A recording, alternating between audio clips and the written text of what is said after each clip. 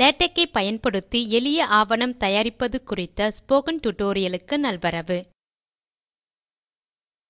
Mac OS X operating சிஸ்டத்தில் இதை செய்து காட்டுகிறேன். லினக்ஸ் மற்றும் விண்டோஸ் OSகளுக்கும் இதே போன்ற முறைகள் உண்டு.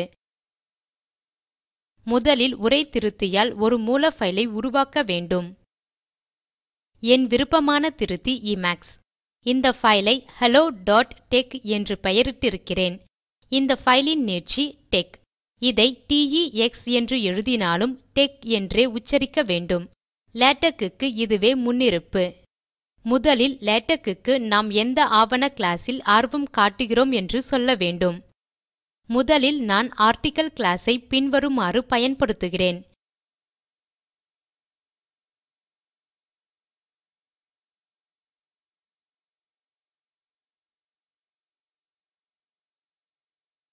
சேமிப்போம். இதேபோல இன்னும் நிறைய கிளாஸ்கள் உள்ளன. வேறு டியூட்டோரியல்களில் அவற்றை காண்போம். எழுத்துருவின் அளவாக நான் 12 புள்ளிகளை பயன்படுத்துகிறேன். லேடெக்ஸில் இன்னும் சிறிய 11 அல்லது 10 பாயிண்ட்கள் கூட பழக்கம். ஆவணத்தை ஆரம்பிக்கிறேன். உரையை ஹெல்லோ வர்ல்ட் என எழுதுகிறேன். ஆவணத்தை முடிக்கலாம். சேமிக்கிறேன். பெகின், எண்ட் கட்டளைகள் இவற்றுக்கு நடுவில் உள்ளது மட்டுமே ஆவணத்தின் கடைசி வெளியீட்டில் இருக்கும். இதுவே மூல பைல். இதை hello.tex என்று பெயரிடுகிறேன். இதை pdflatex என்ற கட்டளையால் தொகுக்கிறேன். இங்கே வந்து pdflatex hello.tex என்ற கட்டளையை பார்க்கலாம்.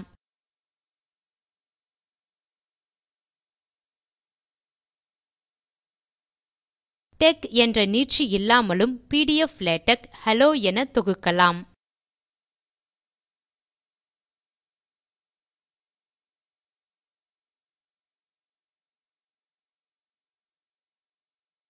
அப்படி செய்தால் முன்னிருப்பு நீட்சியான டெக் என்பது சேர்க்கப்படும்.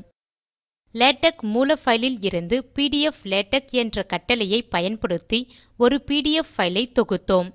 கட்டளையை நிறைவேற்றும் போது லேடெக்ஸ் சில பயனுள்ள தகவல்களையும் கொடுக்கிறது.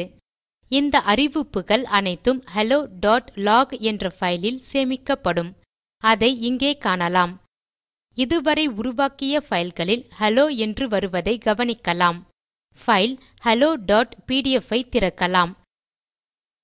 என் மேக் கணினியில் இதை செய்ய ஸ்கிம் hello.pdf என்று கட்டளை கொடுக்கிறேன்.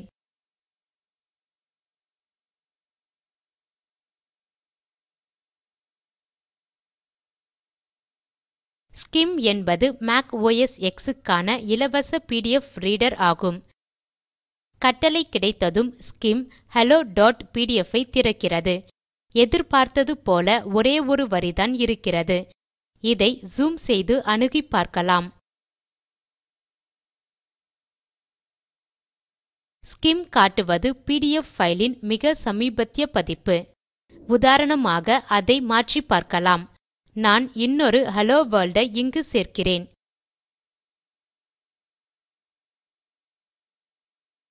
அதை சேமித்து தொகுக்கிறேன்.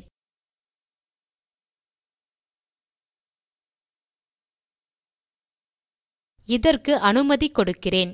இது புதுப்பிக்கப்பட்டு விட்டது. இதை அழித்து சேமித்து தொகுக்கிறேன். இப்போது இது பழைய அசல் பைலாகிவிட்டது. எப்போதுமே சேமித்த பின்பே தொகுக்கிறேன் என்பதை கவனியுங்கள்.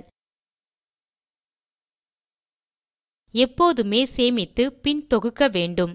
சேமிக்காவிட்டால் தொகுத்ததில் கடைசி சேமிப்புக்கு பின் செய்த மாற்றங்கள் இருக்காது.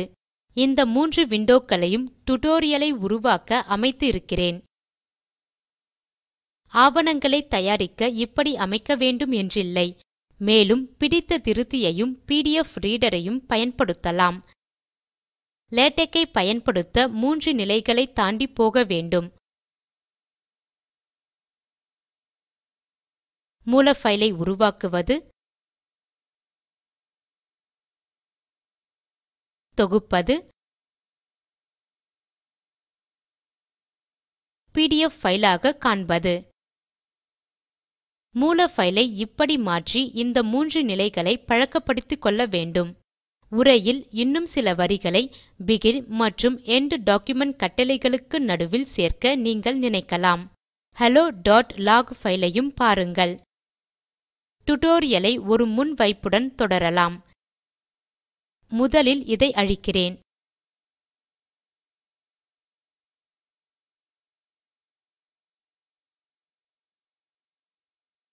லேடக் இன் லாபங்களுடன் ஆரம்பிக்கலாம். டைப்செட் செய்வதற்கு லேடக் மிகச்சிறந்த மென்பொருள். லேடக் தயார் செய்யும் ஆவணங்களின் தரம் மிகச்சிறந்தது. லேடக் இலவச திறந்த மூலத்துடன் கிடைக்கிறது.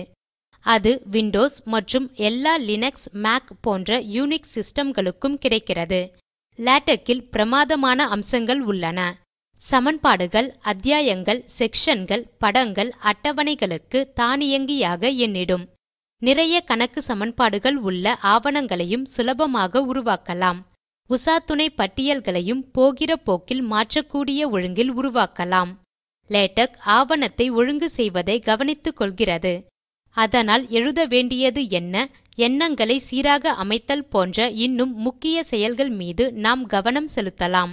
லேடக் குறித்து இன்னும் டியூட்டோரியல்கள் moudgalya.org இல் உள்ளன. தொகுப்பது என்றால் என்ன, கடிதம் எழுதுவது, அறிக்கை எழுதுவது, கணக்கு வகைப்படுத்துதல், சமன்பாடுகள், அட்டவணைகள் மற்றும் படங்கள், உசாத்துணை உருவாக்கம், உசாத்துணையின் கதை ஆகியன உள்ளன. நல்ல புரிதலுக்கு இந்த வரிசையில் டியூட்டோரியல்களை கற்கவும். டியூட்டோரியல்களை உருவாக்க பயன்படுத்திய மூல பைல்கள் இந்த வலைத்தளத்தில் உள்ளன. இன்னுமொரு டியூட்டோரியல் லேடக் ஐ விண்டோஸ் OS இல் நிறுவுவது குறித்து சேர்க்க திட்டம் உள்ளது.